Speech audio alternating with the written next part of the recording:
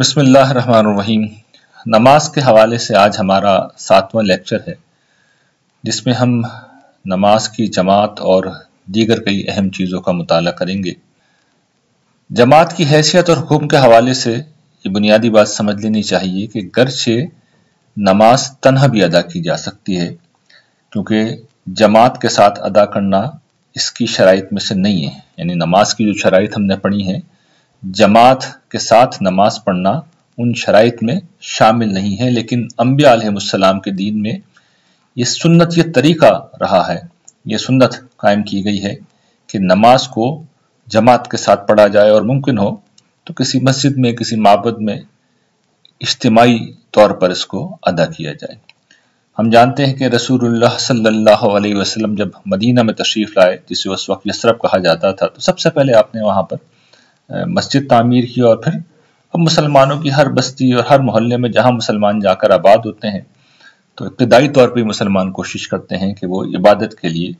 کوئی مسجد قائم کریں، مسجد تعمیر کریں، اور وہاں پر مل کر جماعت کے ساتھ اللہ کی عبادت کریں۔ اور پوری دنیا میں اب جہاں جہاں مسلمان ہوتے ہیں، مسجدیں موجود ہوتی ہیں، ان کی تعمیر کا دین میں تو کوئی خاص وضاقتہ یا طریقہ مقرر نہیں کیا گیا، لیکن مسلمانوں نے تھوڑے بہت اختلافات کے ساتھ کم و بیشی سے متعین کر رکھا ہے۔ ایک خاص طرح کی مسجد بنتی ہے جس میں مینار ہوتا ہے، جس میں گنبد ہوتا ہے، جس میں صحن ہوتا ہے، لیکن جس طرح میں نے عرض کیا کہ دین نے اس حوالے سے کوئی شریعت نہیں دی ہے کہ مسجد اس طریقے سے یا اس پیٹرن کے اوپر تعمیر کی جائے۔ چنانچہ ہم دیکھتے ہیں جہاں یہ چیزیں ممکن نہیں ہوتی، وہاں پر بالکل ایک سادہ سی مسجد، ایک کمرے میں، ایک بلڈنگ کے اندر جہاں جگہ ملتی ہے، لوگ نماز کے لیے ایک مسجد، ایک جگہ بنا دیتے ہیں۔ جماعت کی حیثیت کو سمجھنے کے بعد، یعنی نماز کی جماعت کی حیثیت کو سمجھنے کے بعد اس کا حکم بھی سمجھ لیجئے۔ رسول اللہ صلی اللہ علیہ وسلم کی زندگی میں جب آپ خود امامت فرماتے تھے، تو اس کے لیے جب اذان دی جاتی تھی تو اس زمانے میں سب لوگوں کے لیے مسجد میں حاضری ضروری تھی، جن تک اذان کی آواز پہنچ جائے۔ اور جس زمانے میں مسلمانوں کی تطہیر کا عمل ہوا اور منافقین سے ان کو الگ کیا گیا،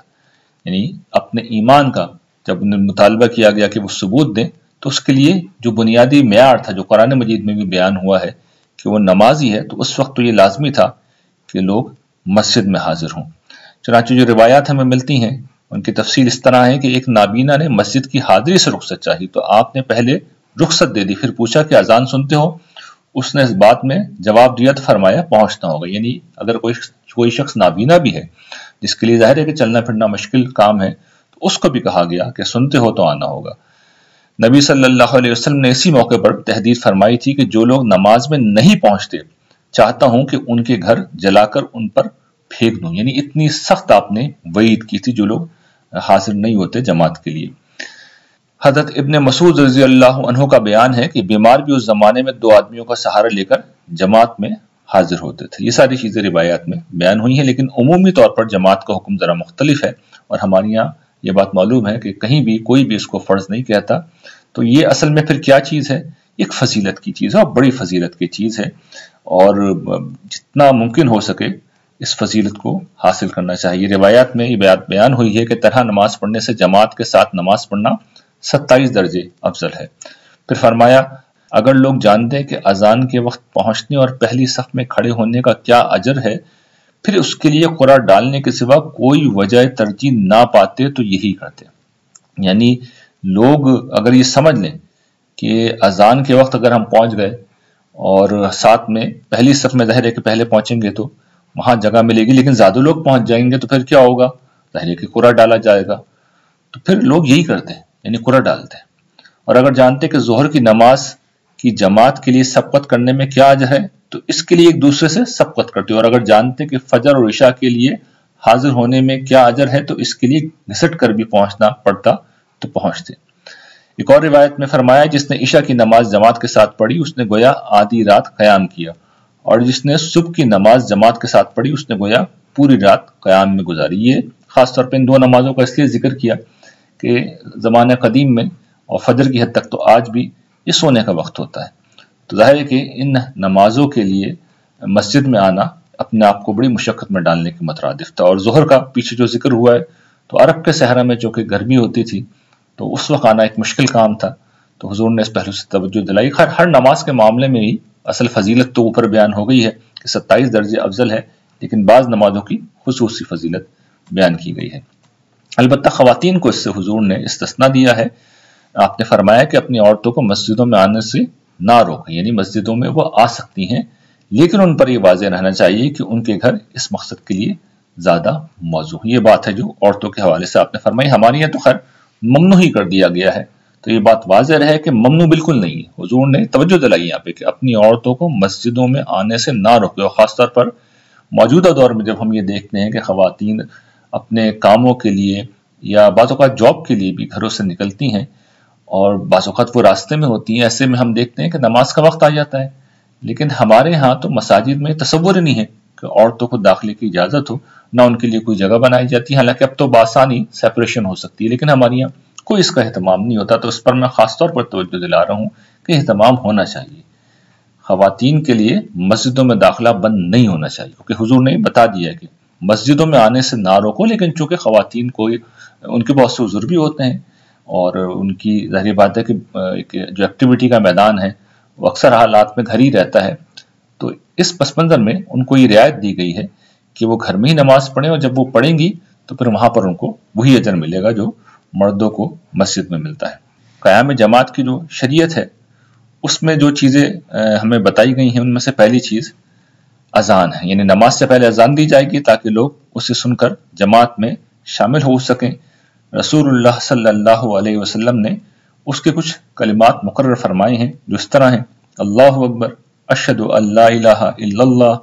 اشہد ان محمد رسول اللہ، حی علی الصلاۃ، حی علی الفلاح، اللہ اکبر، لا الہ الا اللہ۔ یہ وہی کلمات ہیں جو ہم اذان میں سنتے ہیں۔ ترجمہ بھی سب کو معلوم ہے، اللہ اکبر یعنی اللہ سب سے بڑا ہے، میں گواہی دیتا ہوں کہ اللہ کے سوا کوئی معبود نہیں، میں گواہی دیتا ہوں کہ محمد اللہ کے رسول ہیں، نماز کی طرف آؤ، فلاح کی طرف آؤ، اللہ سب سے بڑا ہے، اللہ کے سوا کوئی معبود نہیں۔ پھر ایک اور ضابطہ یہ ہے کہ ایک ہی مقتدی ہو تو وہ امام کے دائیں جانب اس کے ساتھ کھڑا ہوگا، اور زیادہ ہوں یعنی مقتدی زیادہ ہوں تو امام درمیان میں ہوگا اور مقتدی اس کے پیچھے سب بنا کر کھڑے ہوں گے۔ نماز کھڑی کرنے کے لیے اقامت کہی جائے گی، اس میں اذان ہی کے الفاظ دہرائے جائیں گے۔ اتنا فرق البتہ ہوگا کہ حی علی الفلاح کے بعد اقامت کہنے والا قد قامت الصلاۃ یعنی نماز کھڑی ہو گئی کے الفاظ بھی کہے گا۔ پھر ایک اور چیز کہ اذان و اقامت میں چونکہ لوگوں کو بلانا اور خبر دینا پیش نظر ہے کہ اذان کے ساتھ نماز کا وقت ہو گیا ہے، اور اقامت کے ساتھ ہی مطلب یہ ہے کہ اب جماعت کھڑی ہو رہی ہے، تو پھر لوگوں کو چونکہ متوجہ کرنا ہے تو اس مقصد کے لیے ایک سے زیادہ مرتبہ یہ الفاظ دہرائے جائیں گے۔ روایات میں اس کی پھر پوری تفصیل آ گئی ہے۔ جو اذان کا طریقہ روایات میں بیان ہوا اصل میں خواب تھا، تو روایتوں میں آتا ہے کہ مختلف صحابہ نے دیکھا اور پھر جس کے مطابق ہی لوگوں کو سکھایا رسول اللہ صلی اللہ علیہ وسلم نے، تو اس میں جو الفاظ بیان ہوئے روایتوں میں وہ اذان کے اس طرح ہیں: اللہ اکبر، اللہ اکبر، اللہ اکبر، اللہ اکبر، اشہد ان لا الہ الا اللہ، اشہد ان لا الہ الا اللہ، اشہد ان محمد رسول اللہ، اشہد ان محمد رسول اللہ، حی علی الصلاۃ، حی علی الصلاۃ، حی علی الفلاح، حی علی الفلاح، اللہ اکبر، اللہ اکبر، لا الہ الا اللہ۔ یہ وہ الفاظ ہیں جو ہم سب جانتے ہیں، اور رسول اللہ صلی اللہ علیہ وسلم کے زمانے میں یہی طریقہ اختیار کیا گیا تھا، یعنی الفاظ دو دفعہ دہرائے جاتے تھے۔ ایک صحابی ابو معذرہ سے یہ بات مروی ہے کہ حضور نے جب ان کو اذان سکھائی تو اس موقع پر یہی الفاظ تھے، لیکن اس میں اشہد ان لا الہ الا اللہ اور اشہد ان محمد رسول اللہ کے جو الفاظ ہیں یہ دو دفعہ کے بجائے پھر چار دفعہ دہرائے گئے، جس طرح اللہ اکبر کو 4 دفعہ کہا جاتا ہے۔ اور پھر انہی سے یہ بھی مروی ہے کہ اس موقع کے اوپر حضور نے ان سے کہا کہ اشہد ان لا الہ الا اللہ، اشہد ان محمد رسول اللہ 2 مرتبہ پست آواز میں، اس کے بعد 2 مرتبہ بلند آواز سے دہراؤ گے، یعنی ان کو یہ سکھایا گیا۔ اور یہ بھی روایت میں آتا ہے کہ صبح کی نماز میں انہیں بتایا گیا کہ حی علی الفلاح کے بعد الصلاۃ خیر من النوم، الصلاۃ خیر من النوم کے الفاظ بھی جو ہم سنتے ہیں فجر کی نماز میں، یہ حضور نے سکھایا۔ عام طور پہ یہ مشہور ہے کہ یہ الفاظ حضرت عمر نے ایڈ کیے تھے، لیکن یہ بات ٹھیک نہیں ہے، یہ بھی رسول اللہ صلی اللہ علیہ وسلم ہی نے سکھائے تھے۔ پھر ایک اور بات روایت میں آتی ہے کہ بارش برستی یا سردی زیادہ ہوتی تو رات کی نماز کے لیے نبی صلی اللہ علیہ وسلم اپنے مؤذن سے اعلان کرا دیتے تھے کہ کیا کہو، الا صلوا فی الرحال، مطلب یہ کہ لوگوں اپنے گھروں ہی میں نماز پڑھ لو۔ حضرت بلال کے متعلق آتا ہے کہ وہ آواز بلند کرنے اور اسے ہر طرف پہنچانے کے لیے اپنی انگلیاں کانوں میں رکھتے اور چہرہ دائیں اور بائیں پھیرتے تھے تاکہ آواز زیادہ سے زیادہ بلند ہو اور دائیں بائیں جو بھی لوگ موجود ہیں سب تک آواز پہنچ جائے۔ عثمان بن ابی العاص سے مروی ہے، فرماتے ہیں کہ میں نے نبی صلی اللہ علیہ وسلم سے امامت کی اجازت چاہی تو آپ نے فرمایا مؤذن کسی ایسے شخص کو مقرر کرنا جو اذان دینے کی اجرت نہ لے۔ پھر رسول اللہ صلی اللہ علیہ وسلم نے یہ بھی سکھایا کہ اذان کا جواب دینا چاہیے، اور اس کا طریقہ یہ ہے کہ اذان کے جواب میں مؤذن ہی کے کلمات دہرائے جائیں، اور پھر حضور نے اپنے اوپر رحمت بھیجنے کی تلقین کی اور فرمایا کہ اس کے بعد میرے لیے مقام تقرب کی دعا کرو، اس لیے کہ جنت میں ایک درجہ ہے جو اللہ کے بندوں میں سے ایک ہی بندے کے لیے خاص کیا گیا ہے، اور مجھے امید ہے کہ وہ میں ہوں گا، سو جس نے یہ دعا کی وہ میری شفاعت کا مستحق ہوگا۔ ظاہر ہے کہ ایک شخص جب حضور کے لیے دعا کرے گا تو وہ اپنے ایمان کا اظہار کر رہا ہے، حضور پر اپنے ایمان کا اظہار کر رہا ہے، حضور کے دین پر وہ ظاہر ہے کہ عمل بھی کرتا ہوگا، نماز بھی پڑھتا ہوگا، تو پھر رسول اللہ صلی اللہ علیہ وسلم یہ گواہی دیں گے کہ جس دین کو میں لے کے آیا ہوں اس کا عمل اس کے مطابق ہے۔ سیدنا عمر رضی اللہ عنہ کی روایت میں مزید یہ وضاحت ہے کہ نبی صلی اللہ علیہ وسلم نے حی علی الصلاۃ اور حی علی الفلاح کے جواب میں لا حول ولا قوۃ الا باللہ کہنے کی ہدایت کی اور فرمایا کہ جس نے سچے دل سے اذان کا جواب دیا اس کے لیے جنت کی بشارت ہے، بہت بڑی خوشخبری ہے۔ پھر اذان کے بعد جس دعا کا اوپر ذکر ہوا ہے وہ دعا اس طریقے سے ہے مقام تقرب والی، اللہم رب هذه الدعوۃ التامہ والصلاۃ القائمہ آتی محمد الوسیلہ والفضیلہ وبعثہ مقام محمودہ الذی وعدتہ، یعنی ترجمہ یہ ہے کہ اے اللہ اس دعوت کامل اور اس کے نتیجے میں کھڑی ہونے والے نماز کے پروردگار تو محمد صلی اللہ علیہ وسلم کو فضیلت دے اور مقام تقرب عطا فرما۔ یہ جو وسیلہ کا لفظ ہے اس کا مطلب مقام تقرب ہے، یعنی وسیلہ جس طرح اردو میں مفہوم لیا جاتا ہے کہ کسی تک پہنچنے کا ذریعہ، یہ مراد نہیں ہے بلکہ یہ قربت کا ایک مقام ہے، اور انہیں قیامت کے دن اسی طرح ممدوح خلائق بنا کر اٹھا اس طرح تو نے اس کا وعدہ فرمایا ہے۔ یہ وہ دعا ہے جس کی طرف حضور نے اوپر اشارہ کیا۔ دوسری جو دعا حضور نے سکھائی ہے اس کے الفاظ اس طریقے سے اشہد ان لا الہ الا اللہ وحدہ لا شریک لہ وان محمدا عبدہ ورسولہ رضیت باللہ ربا وبمحمد الرسولہ وبالاسلام دینا، میں گواہی دیتا ہوں کہ اللہ کے سوا کوئی الہ نہیں، وہ یکتا ہے، اس کا کوئی شریک نہیں، اور گواہی دیتا ہوں کہ محمد صلی اللہ علیہ وسلم اس کے بندے اور رسول ہیں، میں راضی اور مطمئن ہوں کہ اللہ میرا پروردگار ہے اور محمد صلی اللہ علیہ وسلم اس کے رسول ہیں اور اسلام میرا دین ہے۔ اس میں سے پہلی دعا کے بارے میں آپ نے ارشاد فرمایا کہ جس نے اس کا اہتمام کیا وہ میری شفاعت کا مستحق ہوگا، یہ بات اوپر بھی بیان ہو گئی ہے، اور دوسری دعا کے بارے میں فرمایا کہ اس کے گناہ بخش دیے جائیں گے، یعنی اتنی اس کی اہمیت ہے، اور ظاہر ہے کیوں نہ ہو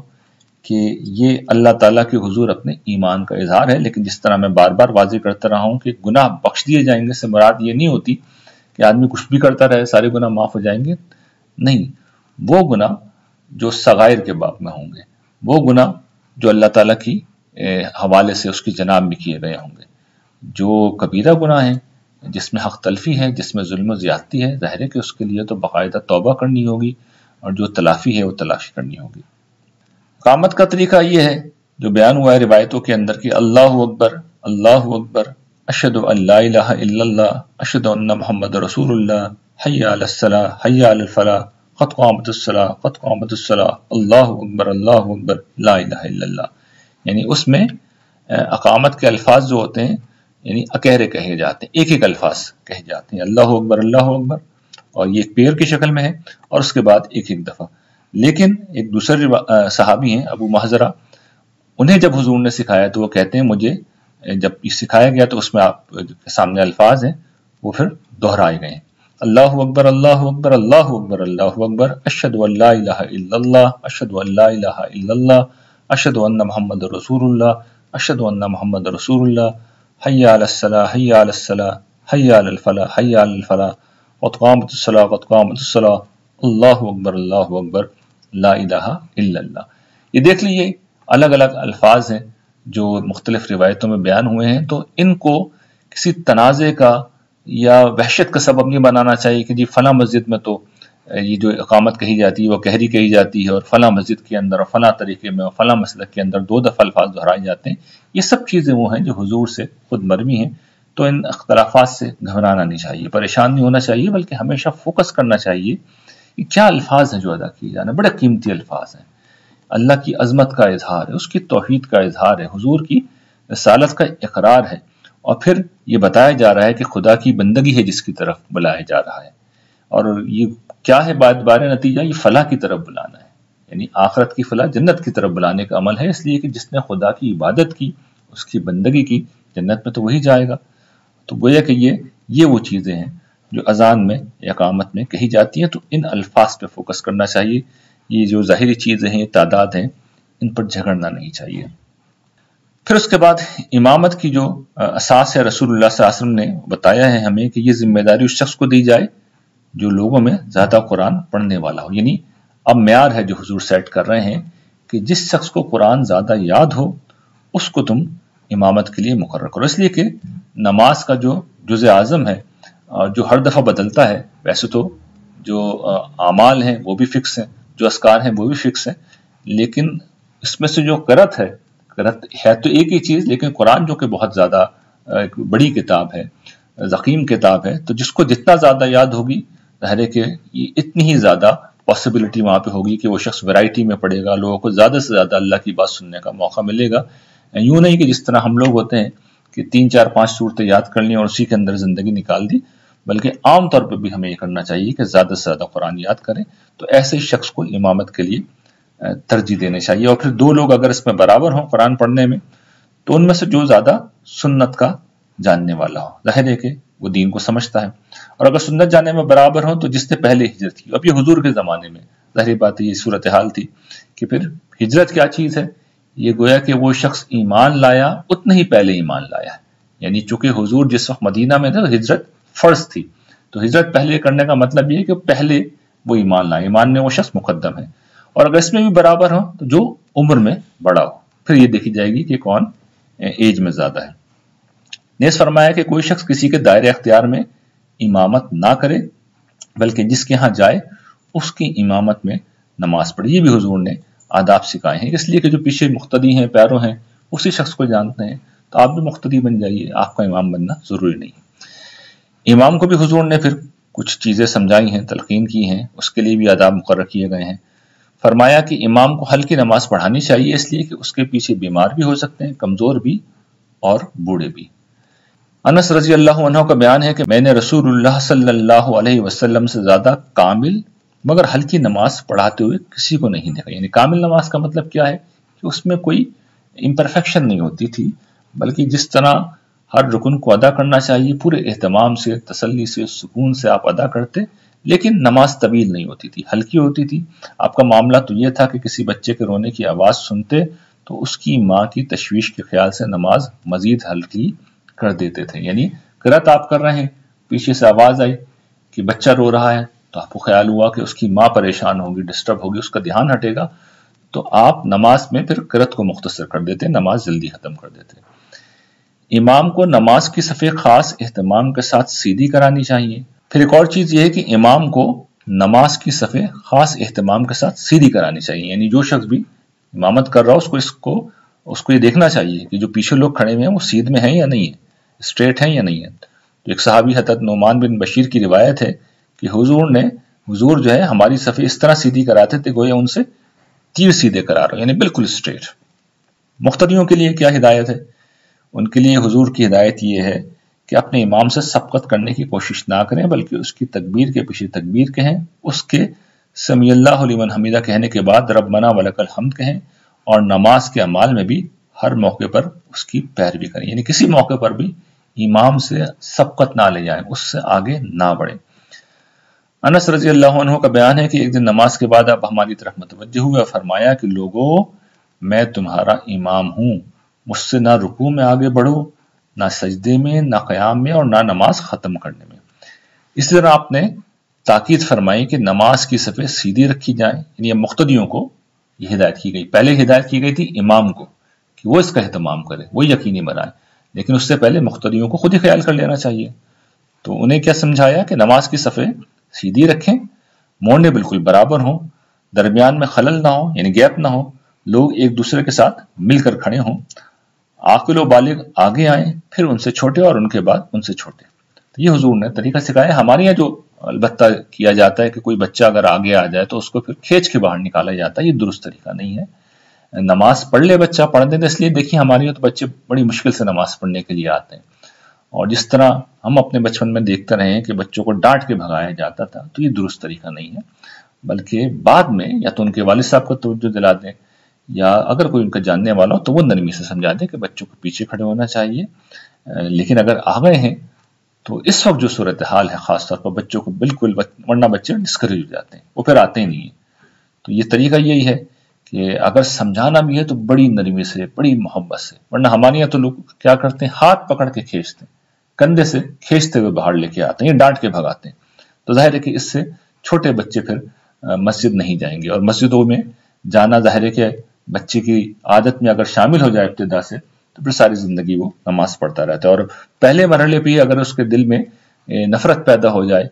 اسے پتہ چلے کہ مسجد تو وہ جگہ ہے جہاں پر اس کی بے عزتی ہوئی ہے، وہ تو کبھی نہیں جائے گا۔ تو ہماری ذمہ داری یہ ہے کہ حضور کے ارشاد کی روح کو سمجھیں کہ ڈسپلن قائم رکھنا ہے، لیکن بچوں کو مسجدوں سے نہ بھگائیں، یعنی ایسا طریقہ اختیار نہ کریں کہ مسجد سے بچے بھاگ جائیں۔ پھر آپ نے فرمایا پہلی صف پہلے پوری کی جائے، اس کے بعد دوسری، پھر تیسری۔ صفیں برابر رکھنے کو آپ نے نماز کی اقامت کا تقاضا قرار دیا ہے۔ فرمایا کہ لوگوں اپنے بھائیوں کے لیے نرم رہو اور صفوں میں شیطان کے لیے جگہ نہ چھوڑو، اور یاد رکھو کہ جس نے صف ملائی اللہ اسے ملائے گا، اور جس نے صف توڑی اس کا رشتہ اللہ لوگوں سے توڑ دے گا۔ اسی طرح فرمایا ہے کہ تم بھی فرشتوں کی طرح صف بندی کرو، وہ اپنے پروردگار کے حضور میں ہمیشہ مل کر کھڑے ہوتے ہیں اور آگے کی صفوں کو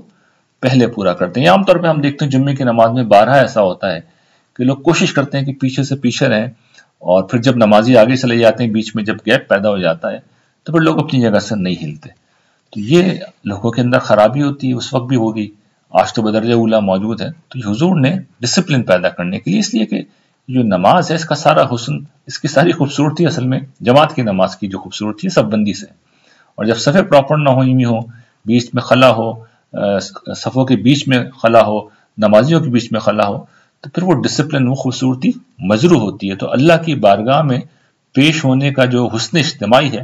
وہ غارت ہو جاتا ہے۔ تو حضور نے اس پہ بہت سختی کے ساتھ توجہ دلائی ہے، بہت اہتمام کے ساتھ توجہ دلائی ہے، اور ہمیں بھی اس کا اہتمام کرنا چاہیے۔ اسی طرح نماز کے لیے پہلی صف میں پہنچنے کی کوشش کرنی چاہیے۔ روایتوں میں اس کی فضیلت بیان ہوئی ہے۔ تاہم کسی وقت دیر ہو رہی ہے تو چاہیے کہ آدمی اطمینان اور وقار کے ساتھ آئے، اور جتنی نماز ملے اسے پڑھ کر باقی خود پوری کر لیں۔ یعنی طریقہ یہ ہے کہ پہلی صف میں بیٹھیں اور نماز کو شروع میں جوائن کریں، لیکن اگر فرض کر لیجئے کسی وقت ایسا ہوا کہ جماعت کھڑی ہو گئی تو اب دوڑتے ہوئے نہ آئیں، بلکہ وقار کے ساتھ آئیں، اور چاہے جماعت کا کوئی رکعت چھوٹ رہی ہو، چھوڑیے، لیکن آپ کو دوڑتے ہوئے نہیں آنا، وقار کے ساتھ آئیے، جتنی نماز ملے وہ امام کے ساتھ پڑھیں، باقی آپ خود پڑھ لیجئے۔ صف بندی کا اصول یہ ہے کہ امام کے آنے پر کرنی چاہیے، اور صف میں ایک ہی آدمی نہیں ہونا چاہیے، یعنی امام آ جائے اس کے بعد پھر لوگوں کو صف بندی کرنی چاہیے، اور صف میں ایک آدمی نہیں ہونا چاہیے، بلکہ اگر صرف ایک آدمی ہے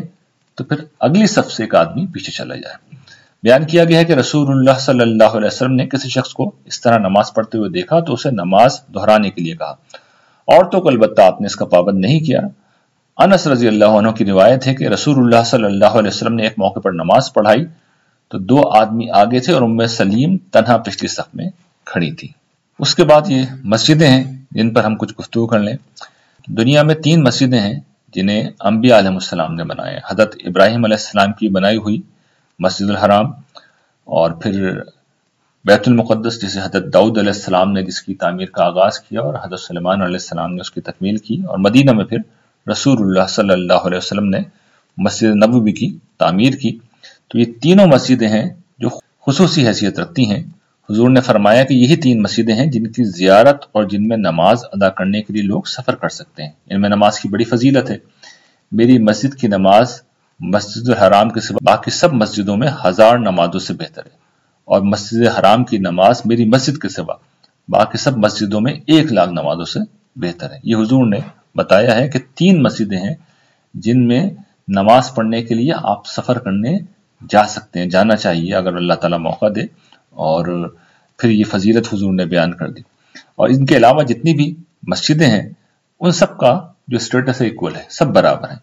سب کی حیثیت ہے، کسی کو کسی کے اوپر فضیلت حاصل نہیں ہے، چاہے کسی بڑے سے بڑے بادشاہ نے وہ بنائی ہو، چاہے مسجد کتنی خوبصورت کیوں نہ ہو، کتنی عالیشان کیوں نہ ہو، سب اللہ کے نزدیک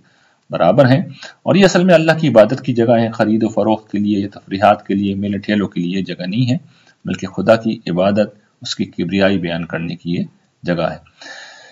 مساجد کی فضیلت کیا ہے یہ بھی حضور زیر بحث لائے ہیں، بتایا ہے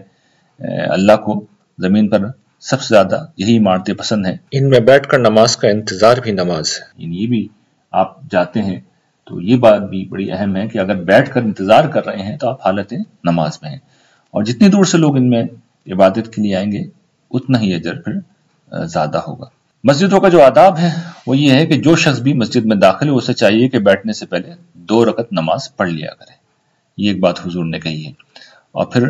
حضور جب مسجد میں تشریف لاتے تو اس موقع پر اللہ کی پناہ مانگتے تھے، جس کے الفاظ بعض روایت میں اس طرح نقل ہوئے، اعوذ باللہ العظیم وبوجہہ الکریم وسلطانہ القدیم من الشیطان الرجیم، مطلب یہ ہے کہ میں شیطان مردود سے خدائے عظیم، اس کی ذات کریم اور سلطانی قدیم کی پناہ میں آتا ہوں۔ اور پھر ایک دعا بھی اس موقع پر منقول ہے، اللہم افتح لی ابواب رحمتک، اے اللہ میرے لیے اپنی رحمت کے دروازے کھول دے۔ اور مسجد سے نکلنے کی بھی ہم جانتے ہیں کہ ایک دعا ہے جو حضور نے سکھائی ہے، اللہم انی اسألک من فضلک، اے اللہ میں تجھ سے تیری فضل و عنایت کا طلبگار ہوں۔ جو آج کا آخری ٹاپک ہم دیکھیں گے وہ نماز میں غلطی کا ہے۔ نماز میں ظاہر ہے کہ اعمال اور اذکار مقرر کیے گئے ہیں،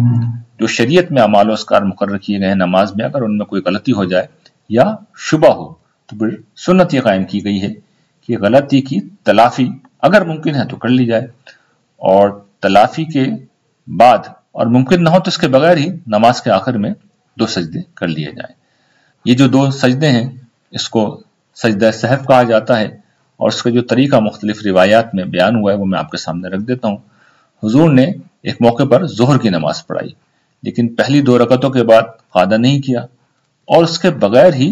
تیسری رکعت کے لیے کھڑے ہو گئے، یعنی بیٹھنا بھول گئے، لوگ بھی آپ کے ساتھ کھڑے ہو گئے، یہاں تک کہ نماز پوری ہونے کو تھی اور لوگ سلام کے منتظر تھے کہ آپ نے تکبیر کہی اور سلام سے پہلے 2 سجدے کیے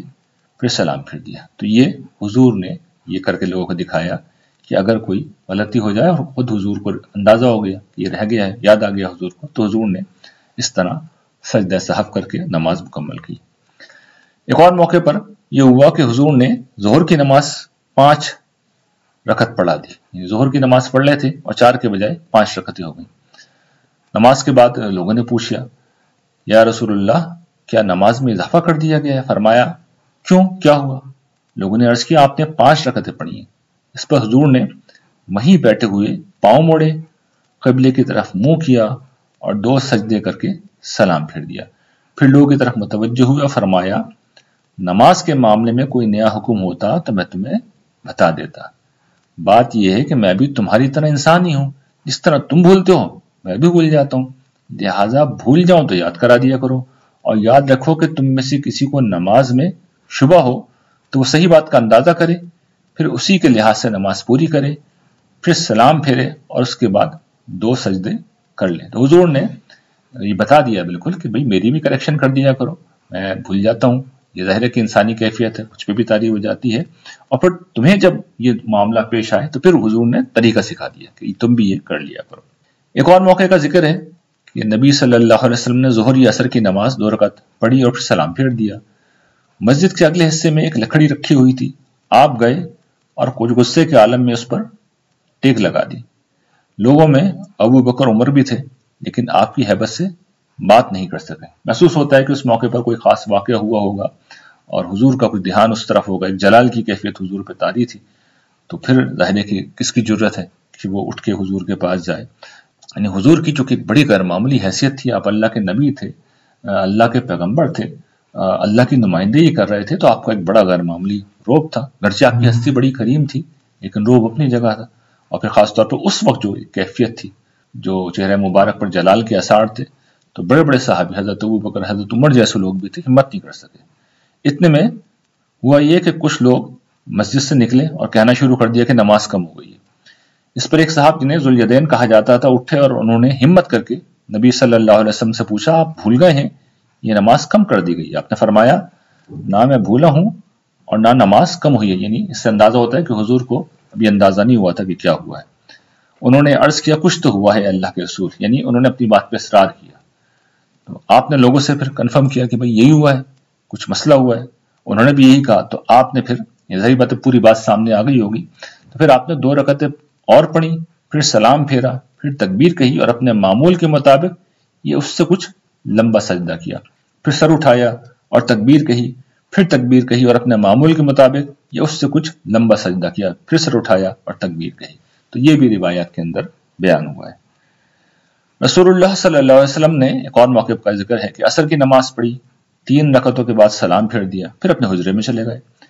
ایک شخص جسے خرباق کہتے تھے اور جس کے ہاتھ بہت لمبے تھے، اس نے آپ کو بتایا۔ آپ غصے میں اپنی چادر کھینچتے ہوئے باہر تشریف لائے اور لوگوں سے پوچھا، یہ سچ کہتا ہے؟ انہوں نے تصدیق کی تو آپ نے 1 رکعت پڑھی، پھر سلام پھیرا، پھر 2 سجدے کیا اور اس کے بعد دوبارہ سلام پھیر دیا۔ تو یہ بھی ایک روایت میں ہمیں تذکرہ ملتا ہے۔ ایک روایت سے معلوم ہوتا ہے کہ ایک موقع پر جب اسی طرح چھوٹی ہوئی رکعت ادا کرنے کے لیے نبی صلی اللہ علیہ وسلم دوبارہ مسجد میں آئے تو آپ کی ہدایت پر سیدنا بلال نے اس کے لیے اقامت بھی کہی۔ محسوس یہ ہوتا ہے کہ اس موقع پر کچھ لوگ شاید مسجد میں